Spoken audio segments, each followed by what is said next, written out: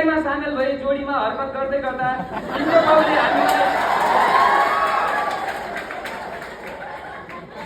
बाउले हामीलाई भित्र पार्नका लागि घरको धुरीबाट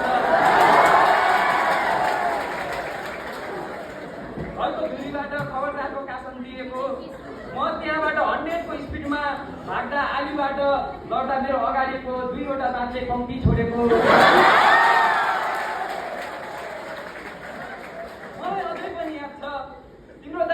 टोली कमान्डरको त के कुरा गर्नु। एकपटक तिम्रो घरको बाटो जाँदै गर्दा तिम्रो घरको झ्यालबाट दाहिने नजर लगाई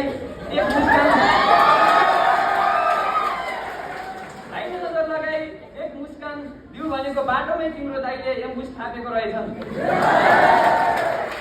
उक्त एम्बुसमा परि त्यहाँबाट ठाडो खुट्टाको र बोमाएको झड्का पाएको मैले अहिलेसम्म पनि बेला बेला मौका जुरिरहेको छ।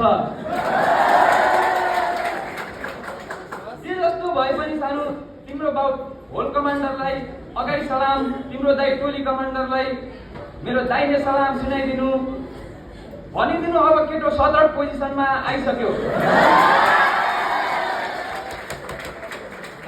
अब म पासवर्ड पश्चात तिम्रो घरमा आइ सर्वप्रथम चेक 1-2 गरी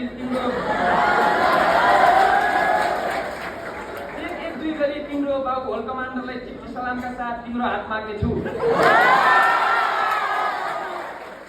त्यसपछि एक प्लाटुन जन्ती दिएर 3 जातिमा सामेल गरी र तिम्रो हात समाई ढिलो हिँड्मा तिमीलाई दिएको जग्गामा घुमाउनेछु। अघि जस्तै नहुने गरी जिन्दगीभरि तिमीलाई आफ्नो बनाउनेछु। तिम्रो जिन्दगीको ब्ल्याङ्क खाप्नेछु। यति भन्दै अहिलेलाई कलम यही टोली अड्छ। तिम्रो जिन्दगीको दाहिने कमान्डर टोली नम्बर 1 रात टल्ली।